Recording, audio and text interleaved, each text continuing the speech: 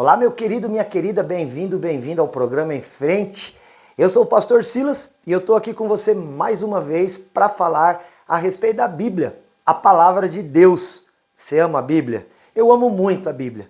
A Bíblia tem sido o meu guia constante, diário. Toda vez que eu preciso saber algo sobre mim, eu vou na Bíblia. Toda vez que eu preciso saber algo sobre a família, eu vou na Bíblia. Toda vez que eu preciso saber algo sobre este mundo que me cerca, eu vou na Bíblia. E lá eu encontro todas as respostas que eu preciso. E é por isso, querido, que eu me animo todo dia para estar aqui com você para falar a respeito da Bíblia, que é a palavra de Deus. Hoje eu quero falar aqui com você a respeito da carta aos Hebreus. A Carta aos Hebreus é um livro que está escrito lá no Novo Testamento. Nós estamos falando sobre o Novo Testamento. É o 19º livro do Novo Testamento. É uma carta. Nós estávamos falando sobre as cartas do apóstolo Paulo e agora nós chegamos na Carta aos Hebreus. A Carta aos Hebreus, ela é interessante porque é o único livro do Novo Testamento do qual nós não conhecemos a autoria. Não se sabe quem escreveu, quem é o autor da Carta aos Hebreus. É um autor desconhecido. Não dá para saber, embora muitos atribuam a escritura da Carta aos Hebreus ao apóstolo Paulo. Mas em algumas coisas se parecem, em outras coisas não. O apóstolo Paulo, todas as vezes que escreveu uma carta, ele se identifica como o escritor da carta. E nesta carta não há identificação de autoria. Bom, tem 13 capítulos. 13 capítulos. Foi escrito no ano 69 depois de Cristo, quando Nero governava o mundo daquele tempo, né, o imperador romano. Foi escrito também para todos os cristãos de todas as eras. Por isso que vale a pena estudar os Hebreus, porque nos atinge. De maneira geral, a carta aos Hebreus ela foi escrita para os hebreus, para ensiná-los de que Jesus Cristo havia cumprido a lei de Moisés. Moisés recebeu da parte de Deus as leis e ele ensinou ao povo que estava no deserto. Dentre as leis enviadas por Deus a Moisés e ensinada a todo o povo, nós tínhamos dois tipos de lei. Havia uma lei que era cerimonial, portanto temporal. O povo estava no deserto e havia algumas coisas que eles deveriam observar para poder fazer bem aquela caminhada até a terra prometida. Já havia outras leis que eram leis morais, que independente do tempo, do lugar em que eles vivessem, essas leis precisavam ser seguidas para o bem da sua alma. Algumas coisas fariam bem para o seu corpo, daí as leis cerimoniais, como lavar os objetos, como assear o corpo, que tipo de comida comer. Depois vem as leis morais, a respeito do pensamento que um deveria ter sobre o outro, a fala, os desejos, o coração, como usar o corpo para glorificar a Deus e não satisfazer a própria carne. Essas leis, estas ordenanças, aí elas não são ordenanças que a gente vai dizer ordenanças temporais. Elas servem para mim, para você e para todos quanto ainda vierem depois de nós.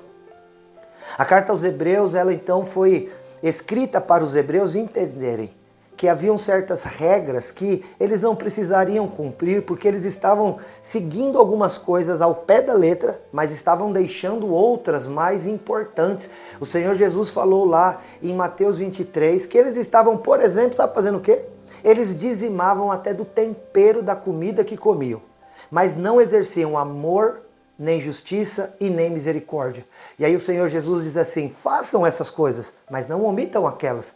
Ou seja, ou vocês são literais em tudo, ou não são em nada. Não deixem de fazer as coisas mais importantes, que é exercer o amor, a justiça e a misericórdia.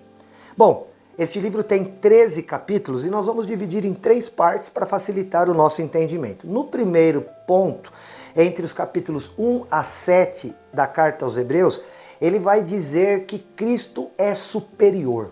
É superior a tudo. É superior aos anjos, é superior aos homens, é superior aos profetas, é superior aos pais da fé, é superior a qualquer coisa que se nomeie no céu, na terra, debaixo da terra. E ele mostra a superioridade de Cristo. Ele diz, olha, vendo Deus outrora falado de muitas maneiras aos pais pelos profetas, nesses últimos dias tem nos falado através do seu Filho. Então ele vai claramente dizer, Jesus é superior a tudo e a todos. Ele fala, afinal, a qual dos anjos ele disse jamais, né? Deus teria dito, assenta-te à minha direita. Foi só Jesus. Então o autor está dizendo, olha, não adianta procurar outro nome, outra pessoa, outra coisa, porque você não vai encontrar nessas coisas e nessas pessoas aquilo que você só pode encontrar e deve achar em Cristo Jesus, que é aquele que nos conduz ao Pai. E sobre os anjos, não tem nenhum anjo tão grande? Não. Ele fala, quem são os anjos? Os anjos são espíritos ministradores, enviados a fim de servir àqueles que hão de herdar a salvação. Enquanto que Cristo não está nos servindo, agora é servido. Ele passou um tempo na terra servindo aos homens, ensinando, lavando até mesmo os seus pés. Mas hoje ele é o digno de todo senhorio, de toda honra, de toda glória, o Senhor Jesus. Ele é eterno, ele é perpétuo e ele está conosco. A segunda fase aí, né, o segundo ponto em relação aos capítulos, entre os capítulos 8 a 10. Ele descreve Cristo como sendo um sacerdote de uma nova aliança, de uma maior aliança. Então agora ele pega e fica comparando nesses capítulos as regras, as leis, as ordenanças, as cerimônias do Antigo Testamento, aquelas que foram dadas por Moisés. Esse autor compara a Cristo e diz, olha, Cristo está superior a Moisés e a qualquer um outro, como já foi dito no primeiro bloco. Então agora vocês precisam entender de uma coisa, que o Senhor Jesus é o sumo sacerdote. O que é um sacerdote? Sacerdote é aquele que se coloca entre Deus e os homens para levar as coisas dos homens a Deus. Um profeta é aquele que se coloca entre Deus e os homens para trazer as coisas de Deus aos homens. O sacerdote leva dos homens para Deus. O profeta traz de Deus para os homens. Jesus Cristo, ele é as duas coisas, mas ele é um sumo sacerdote. Porque aqui ele estava comparando com os sacerdotes do Antigo Testamento. Então não tinha Moisés, não tinha Josué, não tinha Arão, ninguém que fosse maior do que Jesus no seu sacerdócio. Ou seja, ele é o nosso verdadeiro, ele é o nosso único intercessor. Ele se coloca entre nós e Deus e leva as nossas coisas a Deus. E como sumo sacerdote, nós podemos confiar e descansar que aquilo que ele coloca nas mãos de Deus, você acha que o pai não vai ouvir o filho? Querido, se você busca a Deus em Jesus Cristo, você vai obter resposta. Porque não há coisa que o pai negará ao filho. E a Bíblia diz em Hebreus 7:25, que, querido, ele vive por interceder por nós. Sim, agora mesmo, Jesus está intercedendo por mim e por você junto ao Pai Celestial. Isso não é maravilhoso saber? Será que você pode ficar triste, abatido? Não. O próprio Senhor está diante do Pai, intercedendo, clamando pela tua vida. Ele vai ter o sim e o amém para a tua vida, para você, para a tua casa, para a tua família, no nome de Jesus. Olha, alguém disse uma coisa assim, né? Hebreus foi escrito para os hebreus aprenderem como os hebreus poderiam deixar de ser hebreus. A carta aos hebreus foi escrita para os hebreus aprenderem como os hebreus podem deixar de ser hebreus. O que isso quer dizer? Quer dizer que, querido, eles estavam agora firmados numa nova aliança. Eles estavam firmados agora num novo momento da vida deles em Cristo Jesus. Eles não precisavam ficar seguindo certas regras que eles inclusive impunham sobre as pessoas, mas que eles mesmos não conseguem e não conseguiam praticá-las. E é por isso que Jesus veio, para tirar o fardo, o peso, a dor, a angústia, justamente do fato de pecarmos e de não alcançarmos as coisas que satisfazem a alma e que nos colocam verdadeiramente na presença de Deus. Sabe, eles tinham, por exemplo, a Arca da Aliança como sendo um instrumento que trazia a presença de Deus. E agora, lá em Hebreus 9, versículo 4, o autor diz, olha minha gente, prestem atenção, a Arca da Aliança está na presença de Deus, é Jesus. E dentro desta arca tinha e continua tendo o quê? Um pote de ouro com maná, o pão do céu. Quem é o pão do céu? Jesus. Dentro desta arca estão as 2 tábuas da lei, os 10 mandamentos. Quem cumpriu toda a lei? Jesus. E dentro da arca estava o cajado de Arão, aquele que floresceu enquanto eles estavam no deserto. O que indica este cajado? Autoridade.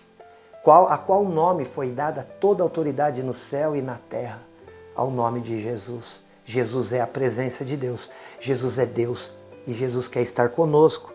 Lá nos capítulos 11 a 13, no último momento, ele fala sobre fé, sobre esperança, sobre o amor. De novo, comparando lá os registros do Antigo Testamento com a pessoa de Jesus Cristo. Falando do amor, da graça, do cuidado de Deus sobre mim, sobre você, sobre todos nós.